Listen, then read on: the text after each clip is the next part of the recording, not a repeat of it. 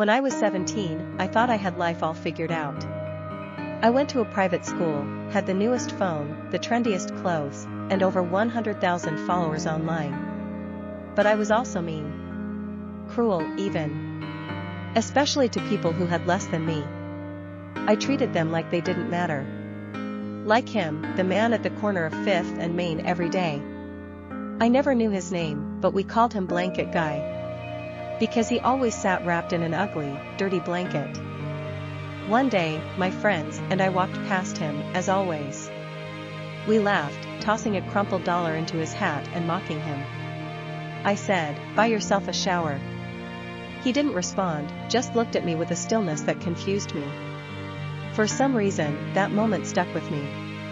But I shrugged it off. I was 17 and thought being cool meant being heartless. A week later, everything changed. It was late, and I missed my bus. I decided to walk home through downtown.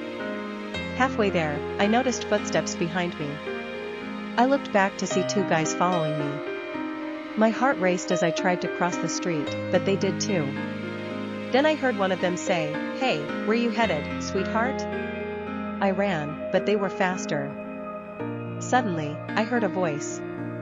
It was low and calm. "Let her go."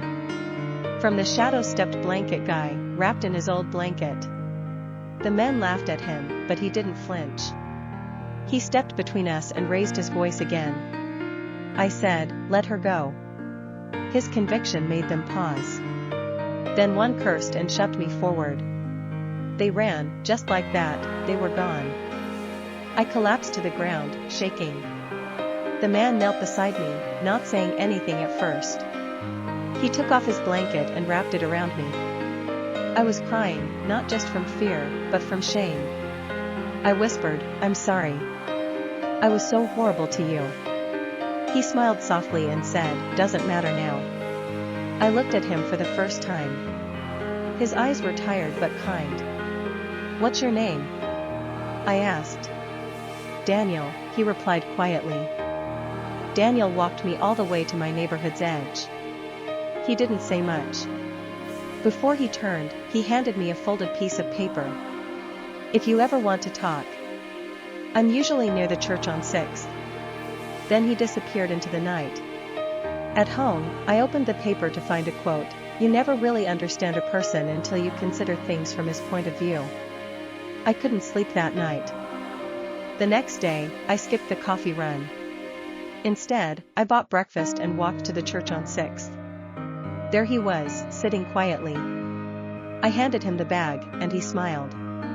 "Didn't think you'd come." We talked for an hour.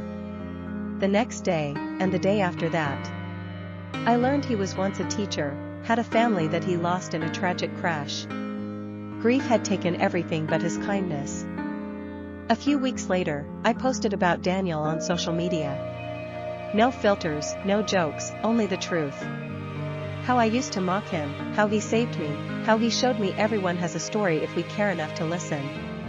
The post went viral, and for the first time in a long time, I felt a sense of purpose. I wanted to help. With help from others, Daniel got a small room in a shelter. He had clean clothes and hot meals. He told me, "I don't need much. Just a little peace and a reason to wake up each day." I smiled and said, "Maybe I was part of that reason." He laughed softly. "Maybe you were." It's been 4 years since then. I'm in college now, studying social work and volunteering at shelters on weekends. I still tell Daniel's story. He passed away last winter, peacefully in his sleep.